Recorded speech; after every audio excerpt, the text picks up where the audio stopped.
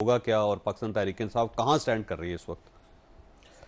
देखिए जी, तहरीक इंसाफ जो है ना, मेरे ख्याल में ये जो आज लड़ाई शुरू की है गवर्नमेंट ने, तहरीक इंसाफ ये वो हम पंजाबी में कहते हैं ना, रोंदी यारा नू नारना लै भरावां दे।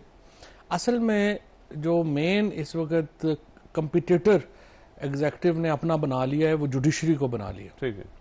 और ये जो जुडिशरी और एग्जेक्टिव्स की लड़ाई है, एग्जेक्टिव से मतलब ये है कि एस्टैब्लिशमेंट की लड़ाई नहीं, ये इंतजामिया नून लीग भी हो गई, ये सारे जो भी हुकूमत है उसमें मेन जो लड़ाई हो रही है इस वक्त वो जुडिशरी से इन्होंने बना ली है। और इस फैसले को कुछ ज्यादा ही जज्बाती ले गए हैं। मुझे तो सच्ची बात है समझ नहीं आई कि देखें 9 प्रेस कॉन्फ्रेंसें जजेस के खिलाफ हो चुकी हैं, फिर 20-20, 25-25 लोगों को सड़क पे ला के टायर जलाए गए हैं। चीफ जस्टिस मंसूर अली शाह ने 3 साल जज रहना है, जो सारे सीनियर जजेस हैं उनके खिलाफ बेहुदा कैंपेनें चलाई गई, नारे लगाए गए। तो इसका मतलब क्या फर्क पड़ना था? पहली बात तो देखें ना, पीटीआई को लेट से जी ये सीटें मिल जाती हैं तो 114-115 सीटें हो जाएंगी। वो तो 209 पे बैठे हुए हैं। 209 उनको क्या प्रॉब्लम था? बिल्कुल ठीक। तो मतलब मुझे यही नहीं समझ आई। मुझे नहीं पता, आपको जब भी कोई गेस्ट हुकूमत का आएगा तो उसे समझने की कोशिश करें कि हुकूमत टच्ची क्यों है इतनी, क्या प्रॉब्लम हो गई है। तो एक तो ये समझ अना की ईगो की लड़ाई है जो मेरी फीलिंग है। देखिए, जो बादशाह होता है ना, जो हुकूमत है, अगर आप हुकूमत में है ना तो आपका काम यह है कि मामला को ठंडा रखें। आप आराम से हुकूमत करेंगे ना, जरूरी है थोड़ा हर बंदे गवर्नमेंट ये कह रही है हम तो इमरान खान साहब की तरफ हाथ बढ़ा रहे हैं, वो हाथ झटक देते हैं, कहते हैं मैंने बात ही नहीं करनी। लेकिन जो ये तो एक बहुत ही, मैं समझता हूँ कि गलत बात है ना। ये तो इस तरह है जैसे आप कहें कि सूरज को हम कहना शुरू कर दें कि चांद है, नहीं है ना ऐसा।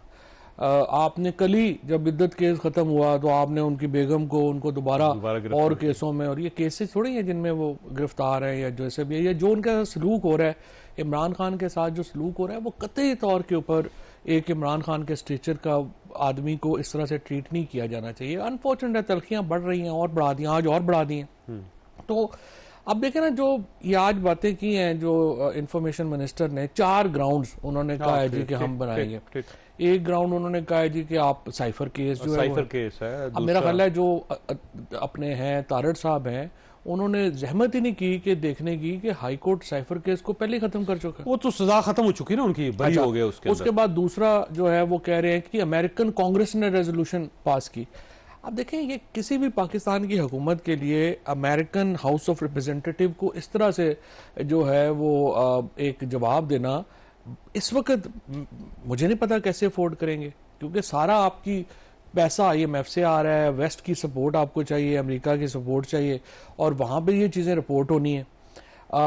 और कैसे इसको आगे लेके जाएंगे? आई मीन ये जो ग्राउंड्स हैं 4 आज जो उन्होंने बताई हैं वो बिल्कुल सस्टेनेबल नहीं है। उनके ऊपर तो इशू नहीं है, लेकिन बुनियादी तौर के ऊपर जो मुझे लगता है कि आज की प्रेस कॉन्फ्रेंस से जो चीज सामने आ रही है वो ये आ रही है कि जिस तरह से बंदियाल साहब की सुप्रीम कोर्ट की जजमेंट इंप्लीमेंट नहीं की गवर्नमेंट ने, आर्टिकल 6 की जो है नहीं कोई भी उन्होंने इंप्लीमेंट नहीं की, इलेक्शन कराने की नहीं की, कुछ नहीं। ये सोच रहे हैं कि हम ये जजमेंट भी इंप्लीमेंट नहीं करेंगे, ठीक, इलेक्शन कमीशन से, ठीक है। लेकिन देखिए, बंदियाल साहब में और इस जजमेंट में वैसे फर्क है, और फर्क यह है कि ये जजमेंट 11-2 से है, और फायज ईसा साहब और मंदोखेल साहब भी इस प्रिंसिपल में अपने बाकी जजेस के साथ हैं। सो ये, और दूसरा जो ये पूरी सुप्रीम कोर्ट की हुई ना, पूरी सुप्रीम कोर्ट की भी है, और दूसरा जो कॉन्स्टिट्यूशनल पैकेज आ रहा था उस पे सुप्रीम कोर्ट के तो चले जजेस कितने इफेक्ट नहीं हो रहे थे, 3 साल मुद्दत बढ़ रही थी, लेकिन जो इरफान कादर साहब ने डिटेल्स बताई थी इसमें असल प्रॉब्लम तो हाई कोर्ट्स का था, जिनको आप ट्रांसफरेबल बना रहे थे, उनकी पावर्स कम कर रहे थे। अब ये 125 जज जो है पाकिस्तान का वो सारा एक तरफ खड़ा है और एग्जेक्टिव एक तरफ खड़ी है, और उसकी वजह से ये सिचुएशन डिफरेंट है। और आप चूंकि जो साहब आपको एडवांटेज ये है कि आप पॉलिटिकल हिस्ट्री जो है आपसे शायद कम ही लोग और पाकिस्तान में उतना नज़र रखते हो या याद रखते हो। जब मोहम्मद खान जुनेजो वज़ीर आज़म बने थे, पहला बयान उन्होंने ये दिया था कि पाकिस्तान में मार्शल लॉ और जमहूरियत इकट्ठी नहीं चल सकती। उन्होंने कहा कि फौज अपनी बैरक्स में वापस जाए, उस वक्त ऑर्डर किया था। और जिससे और स्टेटमेंट ये था कि मार्शल लॉ और जमहूरियत इकट्ठी नहीं चल सकती। बिल्कुल सही बात, आपको याद है। और बेनजीर भुट्टो को उन्होंने कहा जी वापस आए आप। अच्छा, अब ये जो स्टेटमेंट है ना पाकिस्तान में, इसको बार बार पढ़ने की जरूरत है।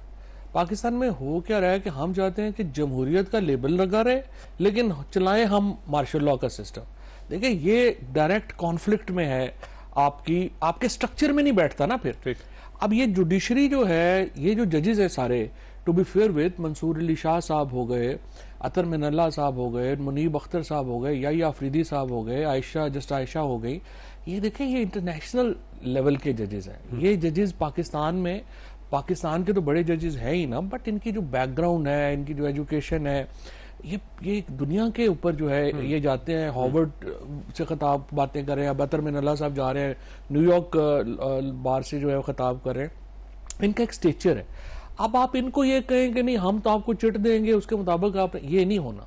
ठीक है, जो सिस्टम का स्ट्रक्चरल प्रॉब्लम है ना। अब गवर्नमेंट जो है ना वो रेफरेंस दायर करेगी सुप्रीम कोर्ट ऑफ पाकिस्तान में, ये खुद फैसला नहीं कर रहे हैं। वो एक पूरा रेफरेंस तैयार करके सुप्रीम कोर्ट ऑफ पाकिस्तान के हवाले करेंगे, तो फैसला अब सुप्रीम कोर्ट ऑफ पाकिस्तान नहीं कर रहे हैं।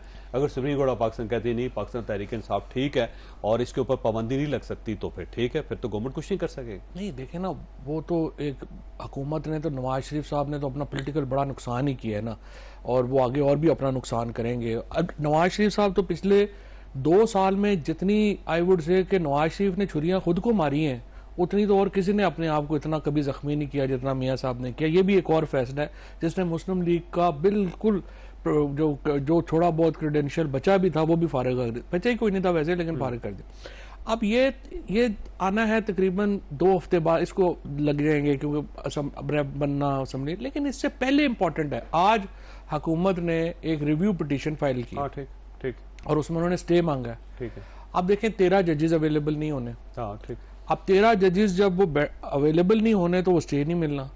तो ये जो सारा काम है अपना जो असम्बलियों में जिससे सारी लड़ाई शुरू हुई है, अब उसको कैसे वो रोकेंगे? सुप्रीम कोर्ट तो बेसिकली एक क्राइसिस है अपनी इकोनॉमी के लिए। उसके लिए आपको नॉर्मल मुल्क बनना पड़ेगा। पैसे ही नहीं होंगे तो कौन यहाँ पे एस्टेब्लिशमेंट कैसे मुल्क चलाएगी, और पॉलिटिशियन कैसे मुल्क चलाएगी, और बाकी को कैसे चलाएंगे? Right now the problem is we don't have money. ठीक। अच्छा, ये गवर्नमेंट जो है वो पाकिस्तान तहरीक इंसाफ के कुछ लोगों को तोड़ना चाह रही है, कि जैसे कि कुछ खबरें निकल रही हैं कि एक फॉरवर्ड ब्लॉक बन रहा है, या वो 41 लोग जिन्होंने फार्म में पाकिस्तान तहरीक इंसाफ नहीं लिखा था उनको आजाद हैसियत में तो डिक्लेयर कर दिया जाए कि किसी पार्टी में ना हो। इसमें गवर्नमेंट कामयाब हो सकती है, और अगर हो गई तो फिर आज जो मूव हुई है वो इसीलिए हुई है ना कि वो कामयाब नहीं हुई मूव। ठीक। अगर वैसे तो जो साहब, मैं again this is again a question जो आपके पास कोई आएगा लीडर PMLN का, उससे पूछने के लिए कि आखिर आप क्यों तोड़ना चाहते हैं? मतलब आप 209 हैं, आप जो ये 115 है, तो ये अगर 90 हो जाएंगे और आप 220 हो जाएंगे तो क्या फर्क पड़ता है? ठीक। मतलब 5-6 लोग से ज्यादा आप तो नहीं तोड़ सकते। अननेसेसरली है ये। मुझे कोई लॉजिक ही समझ नहीं आया भाई। अगर आपने औरतों की सीटें भी, आपको 20 बंदे तोड़ने पड़ेंगे तब जाके आपकी 2 औरतों की सीटें बनती हैं। ठीक है। तो मुझे आप बताएं आपको कितने नफलों का स्वभाव है, ये इतनी एक्सरसाइज भी करें, गंद भी सारा अपने से पाओ, और आपको कुछ फायदा? मतलब मुझे कोई लॉजिक समझ नहीं आ रहा कि क्यों बनाना चाहिए। आपका ख्याल है गलत फैसला किया है और गलत मशवरा दिया? असल में जो आपने पहले अभी बात की है ना, सारे फैसले हो रहे हैं ईगो में। देखिए, ईगो में फैसले सही नहीं हो सकते। गुस्से में और ईगो में आप हमेशा गलत फैसले करते हैं।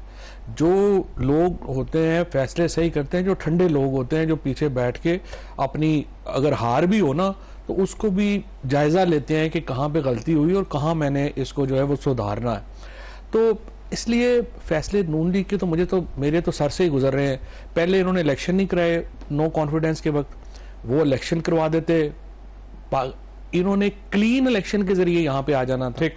आखिरी सवाल आपसे ये फरमाइएगा, 15 दिन है गवर्नमेंट के पास, क्या इन 15 दिनों में वो पाकिस्तान तहरीक इंसाफ के MNS को यरका के अपने साथ मिला लेंगे और वाकई पाबंदी लगाने में कामयाब हो जाएंगे? मेरी अभी असद कैसर साहब से बात हो रही थी, वो कह रहे हैं कि 41 में से 37 लोगों ने हमें नॉमिनेशन पेपर जमा करवा दिए। ठीक है। और 3 जो हैं वो उम्रे पे हैं। ठीक है। तो वो तो फिर वैसे 15 दिन की तो जरूरत ही, वो तो कल खत्म हो जाएगा। वो लहजा उसका तो कोई फायदा नहीं हुआ, उसका तो कोई फायदा। और पाबंदी लगाने में कामयाब हो जाएगी गवर्नमेंट? नामुमकिन है। पाबंदी लगाने से तो फिर पाकिस्तान में फिर आप समझे ना, वो पार्टी जो 2/3 मेजॉरिटी जीत के बैठी हुई है उसको आप कह रहे हैं पाबंदी लगा दें, तो फिर पाकिस्तान में डेमोक्रेसी क्या होनी है? फिर तो काम ही खत्म हो गया। तो इसका मतलब ये हुआ कि ये प्रोजेक्ट भी गवर्नमेंट का फेल हो जाएगा, आपका ख्याल ये? क्योंकि सुप्रीम कोर्ट ऑफ पाकिस्तान ने मानना है तो होना है, अगर सुप्रीम कोर्ट ऑफ पाकिस्तान नहीं मानती तो फिर तो मसला खराब है। मैं जो साहब, मेरी नजर में 2 जो इवेंट्स है ना इससे पहले वो डिटरमिन कर देंगे कि क्या गवर्नमेंट का और इसका क्या जाता। एक तो ये इन्होंने स्टे एप्लीकेशन डाली है, वो कल हमें पता चलेगा क्या होना है। दूसरा, जो जस्टिस आलिया नीलम ने जुमेरात को अब बुला लिया है इलेक्शन कमीशन को ट्राइब्यूनल्स के लिए, ये दो इवेंट्स जो हैं वो अगली आपकी पॉलिटिक्स को अगले 45 दिन में सामने रख देंगे।